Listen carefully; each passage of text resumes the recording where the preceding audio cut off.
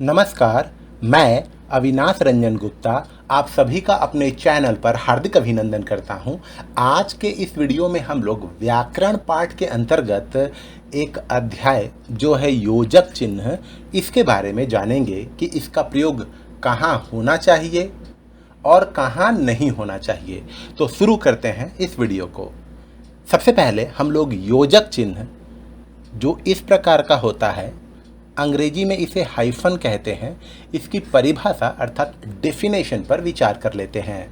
तो एक चिन्ह जो दो शब्दों को जोड़ता है, जैसे माता पिता, भाई बहन, दिन रात, या यह व्यक्त करता है कि किसी विभक्त शब्द का शेष भाग अगली पंक्ति में है, वही योजक चिन्ह या हाइफन कहलाता है। जैसे एक उदाहरण लेते हैं हम लोग। इनके अलावा हमारे अशोक भाई सोलंकी अनेक विदेशी विश्वविद्यालयों और संस्थानों में अतिथि प्राध्यापक है, अर्थात गेस्ट फैकल्टी हैं। तो यहाँ देखिए, इस लाइन में विश्वविद्यालय एक साथ नहीं लिखा जा रहा था, इसीलिए हम लोगों ने क्या किया, इस शब्द का जो विभक्त रूप रह गया था उसे हम लोगों ने अगली पंक्ति में लिख दिया और यहाँ एक लगा दिया हाइफन, योजक चिन्ह। तो मूल रूप से हम लोग दो कामों के लिए ही हाइफन का प्रयोग करते हैं, दो शब्दों को जोड़ने में या किसी शब्द के विभक्त रूप को अगली पंक्ति में लिखने के लिए। हाँ, एक चीज़ यहाँ ध्यान देने वाली बात है, जब हाइफन इतना बड़ा है और अगर इसका साइज हाइफन से थोड़ा बड़ा हो जाएगा तो इसे हम लोग निर्देशक चिन्ह कहते हैं। और इसका मतलब होता है कि जैसे हम लोग कोई नाटक पढ़ रहे हैं या संवाद पढ़ रहे हैं, उसमें हम लोग देखेंगे राम और हल्का सा लंबा रहेगा ये लाइन, और उसके बाद राम के संवाद होंगे, फिर मोहन, उसके संवाद होंगे। तो ये संवाद चिन्ह अलग है। ओके, अब हम लोग देखते हैं योजक चिन्ह के लाभ क्या क्या हैं। तो देखिए, योजक चिन्ह अर्थात हाइफन का विधान स्पष्टता के लिए किया जाता है, अर्थात हम लोग योजक चिन्ह का प्रयोग या इसका विधान स्पष्टता के लिए, क्लैरिटी के लिए करते हैं। इस चिन्ह का प्रयोग हिंदी में बहुत होता है। हाँ, तो बहुत प्रयोग होने के कारण सदुपयोग तो होता ही है, कभी कभी इसका दुरुपयोग भी होता है, जिसे अभी हम लोग देखेंगे। संश्लेषणात्मक प्रकृति की भाषा, जिसे हम लोग संयोगात्मक भाषा भी कहते हैं, जो संस्कृत है, उसमें इस चिन्ह का प्रयोग बहुत कम होता है, अत्यल्प होता है। किंतु विश्लेषणात्मक भाषा अर्थात जो अयोगात्मक भाषा होती है, जुड़ी हुई नहीं होती है, अलग अलग होती है, उस प्रकृति की भाषा, विशेषकर हिंदी में इसका प्रयोग हमें अनेक अवसरों पर करना पड़ता है। इस दृष्टि से ये हमारे लिए महत्वपूर्ण बन पड़ती है कि हमें कहाँ योजक चिन्ह का प्रयोग करना चाहिए और कहाँ नहीं। ओके, योजक चिन्ह का सही प्रयोग न होने से अर्थ तथा उच्चारण संबंधी भ्रम की गुंजाइश है। उदाहरण के तौर पर देखिए, भूतत्व, ठीक है, तो भू के बाद हम लोगों ने एक हाइफन, एक योजक चिन्ह लगाया है, उसके बाद है तत्व अर्थात भूमि या पृथ्वी से संबद्ध तत्व। लेकिन अगर भूतत्व ऐसे लिख दिया जाए तो इसमें क्या एम्बिग्विटी या क्या भ्रम की गुंजाइश है। देखिए, भूत का भाववाची रूप, भूत हम लोग जानते हैं घोस्ट, कहीं ये अर्थ को हम लोग ना ले ले। उसी प्रकार देखिए, एक शब्द है कुशासन, ठीक है, अर्थात बुरा शासन, और अगर हम लोग ऐसे लिख दे कुशासन तो ये होगा कुश से निर्मित आसन, अर्थात कुश एक प्रकार का पत्ता होता है। उसी प्रकार सिंहासन भी हम लोग ले सकते हैं। उसी प्रकार देखिए, उपमाता, स्टेप मदर, सौतेली माँ, हम लोगों को ऐसा लिखना अपेक्षित है, क्योंकि अगर हम लोग ऐसा ना लिखकर ऐसा लिख दें तो हो जाएगा उपमा देने वाला, उपमा अर्थात उदाहरण देने वाला। इसीलिए योजक चिन्ह का प्रयोग कहीं कहीं पर अपेक्षित है, अनिवार्य है। अब हम लोग देखते हैं योजक चिन्ह का प्रयोग क्षेत्र क्या क्या है। तो देखिए, एकार्थी सहचर शब्दों, अब एकार्थी सहचर शब्द क्या होते हैं। देखिए, भोग एक शब्द है, लेकिन हम लोग उसके साथ विलास जोड़ देते हैं, तो ऐसे शब्दों को हम बोलते हैं एकार्थी सहचर शब्द। विपरीतार्थक शब्दों, विपरीतार्थक हम लोग समझते हैं, जैसे हानि है तो लाभ है, स्वर्ग है तो नरक है। पुनरुक्त शब्दों, पुनरुक्त मतलब एक ही शब्द जब और एक बार उच्चरित हो जाए, जैसे गली गली, बात बात, तथा द्वंद्व समास के अनुक्त या लुप्त और योजक के पदों के मध्य योजक चिन्ह लगता है। द्वंद्व समास जिसे हम लोग कॉपुलेटिव कंपाउंड कहते हैं, जैसे हम लोग अभी आगे देख लेंगे। यहाँ पर देख लीजिए, राम लक्ष्मण, शिव पार्वती, ये सब द्वंद्व समास में आते हैं। तो इन सब में हम लोग योजक चिन्ह का प्रयोग करते हैं, जैसे भोग विलास, दीन दुखी, जी जान, हंसी खुशी, नौकर चाकर, हानि लाभ, गरीब अमीर, आकाश पाताल, गली गली, बात बात, कण कण, चप्पा चप्पा, धीरे धीरे, आगे आगे, थोड़ा थोड़ा, अभी अभी, उल्टा पुल्टा, खाना वाना, झूठ मूठ, धर्म अधर्म, माता पिता, फल फूल, राम लक्ष्मण, शिव पार्वती आदि, और न जाने ऐसे कितने सारे शब्द बनेंगे। तो ये जो नियम है आपको अपने मस्तिष्क में संजो कर रखना है। अब हम लोग आते हैं दूसरे नियम पर, दो मूल सामान्य संयुक्त क्रियाओं। सामान्य संयुक्त क्रियाओं अर्थात जैसे सोना है तो जागना है। सामान्य एवं प्रेरणार्थक क्रियाओं, प्रेरणार्थक क्रियाओं कहने का मतलब है खुद ना करके दूसरे से करवाना। जैसे हम लोग यहाँ पर देख सकते हैं, लेटना तो हम लोग खुद कर सकते हैं, लिटाना ये प्रेरणार्थक क्रिया है, पीना पिलाना। या दो प्रेरणार्थक क्रियाओं, जैसे कटाना से कटवाना, जिताना से जितवाना, तो के मध्य योजक चिन्ह का प्रयोग अनिवार्य रूप से होता है। ठीक है, जैसे सोना, जागना, कहना, सुनना, खाना पीना, पढ़ना लिखना, ये तो था दो सामान्य संयुक्त क्रियाएं। लेकिन जब एक सामान्य और एक प्रेरणार्थक, जिसे हम लोग कॉजेटिव वर्ब भी कहते हैं, लेटना से लिटाना, पीना से पिलाना, उड़ना से उड़ाना, सोना से सुलाना, और दो प्रेरणार्थक क्रियाएं जैसे कटाना कटवाना, जिताना जितवाना, डराना डरवाना इत्यादि। अब आते हैं तीसरे नियम पर, जो है पुनरुक्त शब्दों के मध्य आए से, का, न, ही। अर्थात एक शब्द एक बार और उच्चरित हो रहा है और उसके बीच से, का, न, ही के पूर्व एवं पश्चात सा, सी, से, जैसा, जैसी, जैसे, सरीखा, सरीखी, सरीखे जोड़कर बनाए गए विशेषण शब्द में इन शब्दों के पूर्व योजक चिन्ह लगता है। एग्जाम्पल देखते हैं, आप से आप, वह आप से आप दिल्ली चला गया, कभी न कभी तो वो आएगा, मुझे हर जगह आप ही आप नज़र आते हैं, खाना ज्यों का त्यों पड़ा है, कोई ना कोई तो हमारी रक्षा करने जरूर आएगा, किसी न किसी को तो इस बात की भनक पड़ेगी, कम से कम 1 लाख रुपए दे दो, अधिक से अधिक तुम मुझे मार सकते हो, बहुत सी बातें करनी है, छोटा सा काम है, थोड़े से लोग आए हैं, तुझ जैसा नालायक मैंने नहीं देखा, तुम जैसी भोली लड़की मिलना मुश्किल है, उन जैसे दुष्ट लोगों का कोई सानी नहीं, तुझ सरीखी नादान इस दुनिया में कैसे चलेगी। तो हम लोग देख रहे हैं, नियम तीसरा कह रहा है कि हम लोगों को सा, सी, से या ऐसे शब्द आएंगे तो हम लोगों को हाइफन का प्रयोग करना अनिवार्य है। अब हम लोग आते हैं नियम 4 पर। देखिए, दो निश्चित संख्यावाची, निश्चित संख्यावाची अर्थात जिसे हम काउंट कर सके, शब्द एक साथ आने पर दो विशेषण पद संज्ञावत प्रयोग होने पर योजक चिन्ह से जुड़ते हैं। दो निश्चित संख्यावाची शब्द एक साथ आ रहे हैं, जैसे देखिए 4 और 6 हम लोग काउंट कर सकते हैं, निश्चित है, तो इन दोनों के बीच में हाइफन का प्रयोग कंपल्सरली लगेगा।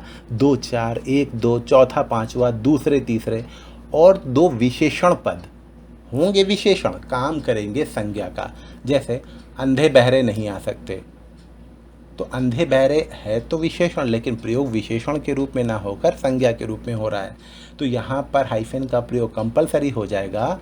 और लूली लंगड़ी, भूखा प्यासा, ऐसे में भी हम लोग योजक चिन्ह का प्रयोग अवश्य करेंगे। अब देखते हैं, कठिन संधियों से बचने के लिए भी योजक या हाइफन का प्रयोग किया जा सकता है। संधि, जिसे हम लोग अंग्रेजी में ज्वाइनिंग्स कहते हैं। जैसे हम लोग लिखेंगे द्वि अक्षर, 2 लेटर वाले, न कि द्वयक्षर। अब आप बताइए, जो व्यक्ति हिंदी सीख रहा होगा या जो हिंदी में गहरी पैठ नहीं रखता है, विस्तृत जानकारी नहीं रखता है व्याकरण की, वो द्वयक्षर, इसे तो पढ़ने में समस्या होगी, साथ ही साथ समझने में भी समस्या होगी। इसी समस्या को दूर करने के लिए हम लोग द्वि हाइफन अक्षर लिखेंगे। उसी प्रकार द्वि धन अर्थक लिखेंगे, ना कि द्वयर्थक। उसी प्रकार त्रि अक्षर लिखेंगे, ना कि त्रय अक्षर। ये व्याकरणिक दृष्टि से बिल्कुल सही है। अब आते हैं हम लोग ये कि देखिए, पंक्ति के अंत में अधूरे रहे शब्द के अक्षर के बाद योजक चिन्ह रखा जा सकता है। ऐसे समय शब्द के खंडित अंशों में तालमेल रहना चाहिए। देखिए यहाँ एक एग्जाम्पल, इनके अलावा सोमेश राय अनेक विदेशी विश्वविद्यालयों और संस्थानों में अतिथि प्राध्यापक भी हैं। तो यहाँ पर इस लाइन में मुझे विश्वविद्यालय एक साथ लिखना था, चूँकि यहाँ पर स्थान का अभाव था, और अगर मैं छोड़ दूँ तो स्थान कम पड़ेगा, जो सुंदर नहीं दिखेगा। इसीलिए मैंने क्या किया, विश्व लिख दिया, उसके बाद हाइफन या योजक चिन्ह का प्रयोग कर दिया, और इसके जो खंडित अंश है उसको मैंने नीचे की पंक्ति में लिख दिया। इसका प्रयोग भी हम लोग करते हैं। इसी तरीके का एक और एग्जाम्पल यहाँ देखते हैं। इस कड़े मुकाबले के बाद टायसन ने कहा था, मैं दुनिया का सर्वश्रेष्ठ मुक्केबाज हूँ, मुझे कोई नहीं हरा सकता। जी हाँ, माइक टायसन हम लोग सब जानते हैं, 36 मैच वो अनडिफीटेड रहे, लेकिन 37वें मैच में वो शायद हार गए थे, आप लोग सर्च कीजिएगा। तो यहाँ देखिए, सर्वश्रेष्ठ लिखना चाहिए तो एक साथ, जगह के अभाव के कारण मैंने यहाँ हाइफन लगा दिया और खंडित शब्द को नीचे लिख दिया। अब हम लोग देखते हैं योजक चिन्ह का वर्जित प्रयोग क्षेत्र। आवश्यक तो है, लेकिन हम लोग अननेसेसरी इसका प्रयोग नहीं करेंगे। जहाँ तक संभव हो योजक चिन्ह का कम प्रयोग करना ही अच्छा है। अनेक प्रकार के अनेक शब्दों को बिना योजक चिन्ह के लिखने का प्रचलन विशेषतः अंग्रेजी के प्रभाव से या प्रयत्न लाघव प्रवृत्ति के कारण बढ़ रहा है, जो एक तरह से सही भी है। अब हम लोग देख लेते हैं कुछ स्थितियाँ। पहला, तत्पुरुष समासज शब्द। देखिए, मैंने पहले भी कहा है, कुछ समास शब्द होते हैं जिन्हें हम लोग कंपाउंडिंग वर्ड्स कहते हैं। उसमें एक है तत्पुरुष समास, और इसमें का, की, के या में, ये सब के जो प्रीपोजिशन वाले शब्द होते हैं, उन शब्दों को लुप्त कर दिया जाता है। अनुक्त होने पर दो पदों के मध्य में योजक चिन्ह नहीं लगाया जाए। जैसे मन गढ़ंत, तो आप देखिए, मन से गढ़ा हुआ, मन गढ़ंत, तो से हटा दिए। गुरु भाई, अर्थात जब दो शिष्य एक ही गुरु के पास पढ़ते हैं तो उसे हम लोग कहते हैं गुरु भाई, तो गुरु का भाई, ठीक है। तिल चट्टा, तिल को चाटने वाला, हट गया। रसोई के लिए घर, राष्ट्र की भाषा, घोड़े की दौड़, देश से निकाला, गंगा का जल, मद से माता, आनंद में मग्न, गोबर का गणेश, धर्म के लिए साला, कर पल्लव, कमल के समान नयन, डाक के लिए गाड़ी, वायु का यान। तो बीच में जितने भी प्रीपोजिशन आ रहे थे उन प्रीपोजिशन को हमने हटा दिया। ये जरूरी है, यहाँ हाइफन का प्रयोग नहीं होगा। हाँ, इसमें कुछ एक्सेप्शनल केस हैं, अपवाद हैं। इसी तरह यदि मान लीजिए अनख है, जिसका अर्थ हुआ बिना नख के, बिना नेल के, बिना नाखून के, अगर हम लोग इसको समस्त पद में लिख दें या हाइफन न लगाएं तो हम लोग ऐसे लिखेंगे अनख, और इसका मतलब होता है क्रोध। तो जहाँ पर एम्बिग्विटी हो या हाइफन के प्रयोग न करने से अर्थ किसी दूसरे चीज़ की ओर इशारा करने लगे, तो ऐसे में हम लोगों को हाइफन लगाना ज़रूरी हो जाता है। जैसे अनति, इसका मतलब हुआ नम्रता का अभाव, पोलाइटनेस का अभाव। लेकिन अगर हम लोग अनति ऐसे लिख दें तो इसका मतलब होगा थोड़ा, किंचित, टिके। अपरस, जिससे किसी ने छुआ ना हो, अपरस। लेकिन अगर हम लोग अपरस ऐसे लिख दें तो ये एक प्रकार का चर्म रोग होता है। तो इस लिहाज से हम लोग ये समझेंगे कि अननेसेसरी तो हम लोग नहीं लगाएंगे, लेकिन जहाँ अर्थ में एम्बिग्विटी आ जाएगी वहाँ योजक चिन्ह का प्रयोग होगा। अब देखिए, कुछ ऐसे हैं जैसे पूर्णमय, युक्त, पूर्वक, स्वरूप, मात्र, भर, द्वारा, गण, रूपी, व्यापी आदि शब्दों के पूर्व अर्थात इन शब्दों से लगने वाला पहला शब्द जो होगा उसमें योजक चिन्ह नहीं रखा जाता। जैसे रोषपूर्ण आ गया, विनोदपूर्ण स्वर, मंगलमय कामना, करुणामय, प्रत्यय युक्त, लोभ युक्त, श्रद्धापूर्वक, भक्तिपूर्वक, परिणाम स्वरूप, प्रसाद स्वरूप, मानव मात्र, दया मात्र, रात भर, पेट भर, अध्यक्ष द्वारा, विद्या सभा द्वारा, छात्रगण, देवतागण, लक्ष्मी रूपी कन्या रत्न, कमल रूपी नयन, विश्वव्यापी समस्या, देशव्यापी भ्रष्टाचार। ऐसे में हम लोगों को यहाँ पर योजक चिन्ह का प्रयोग नहीं करना है। अब हम लोग आ जाते हैं विशेषण और विशेष्य के मध्य सामान्यतः योजक चिन्ह नहीं लगाया जाता। यथा देखिए, कलकत्ता वासी, तो कलकत्ता तो एक शहर का नाम हो गया और वासी तो ये विशेषण हो गया, तो इसमें हम लोग हाइफन नहीं लगाएंगे। अहिंदी भाषा भाषी, सांध्य गोष्ठी, हिंदी पत्रकारिता, विधवा विवाह, सुमधुर स्वर, शुभ समाचार, अहिंदी भाषी, ऐसी जगह पर हम लोगों को योजक चिन्ह का प्रयोग नहीं करना। हाँ, अपवाद है, एक्सेप्शनल केस है, जैसे अंजुमने इस्लाम, आईने अकबरी जैसे लंबे शब्दों में उच्चारण सौकर्य, सौकर्य अर्थात सरलता, सुंदरता की दृष्टि से योजक चिन्ह लगा सकते हैं। जैसे दिन ई इलाही, मैदाने जंग, है ना। तो यहाँ पर हम लोग चूंकि शब्द लंबा हो गया है तो हाइफन का प्रयोग करेंगे केवल और केवल उच्चारण की सुंदरता और सरलता की दृष्टि से।